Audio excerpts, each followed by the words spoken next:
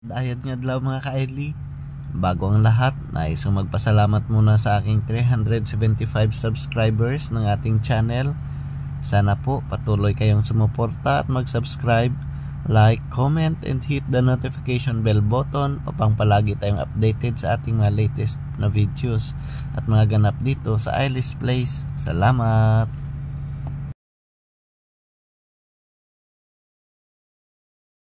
Magandang araw uli mga ka-idly. Sa ngayon naman, nais kong ibahagi sa inyo ang aking pananim na kalabasa. Habang lumalaki po ang mais natin mga ka-idly, ako'y nagtanim din ng kalabasa.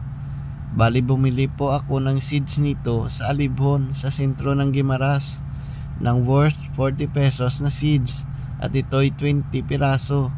Tag 2 pesos ang kinalabasan ng isang buto ng kalabasa mga ka-idly. Dahil nakasampa na pala ako ng barko, si tatay na ang nagpatuloy ng pag-aalaga ng kalabasa. Sa lahat ng aking pananim mga ka-idly, sa kalabasa pa lang ako nakabawi dahil ang isang bunga nito umaabot ng 3 to 4 kilos at naibenta ito ni tatay ng 75 pesos to 100 pesos ang isang piraso. Sa pagpapabunga pala ng kalabasa mga ka-idly, kailangan mo ma-identify ang lalaking bulaklak sa babaeng bulaklak at ito ay iyong i-manual pollination. At ito po ang picture ng bulaklak ng kalabasa at kanilang pagkakaiba.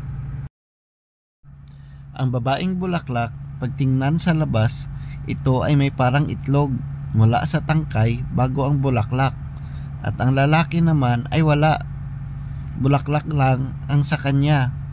Tapos, pag tingnan naman natin ito sa loob, ang babae ay may kumpol-kumpol na stick ng pollen o pollen tube. At ang sa lalaki naman ay iisa lamang. Ang ginagawa sa manual pollination ng kalabasa mga ka-idly ay itusok nyo ang pollen tube ng lalaking bulaklak sa gitna o parang butas sa kumpol ng pollen tube ng babae. Tapos, after isang araw, pag napansin nyo na lumalaki na ang bunga ng kalabasa, sigurado na ito ay mabubuo. Dahil kung hahayaan nyo lang ang kalabasa, kadalasan, ang babaeng bulaklak ay namamatay lang at ang parang itlog ay kusa na lang namamatay at malalaglag sa tangkay ng kalabasa. So yun po mga ka-idly, ang mag-manual pollination ng bulaklak ng kalabasa. At ito ay araw-araw na ginagawa ni tatay. So mga ka-idly, ito po ang sample ng bunga ng kalabasa na aming na-harvest. Pila kilo? 4 kilo. Yun din. Ang isa to ko ina, tatlo kag tunga. Mga ka-idly, pag tayo'y may itinanim, sigurado tayo'y may aanihin. Hanggang dito na lang muna. Hanggang sa muli. God bless!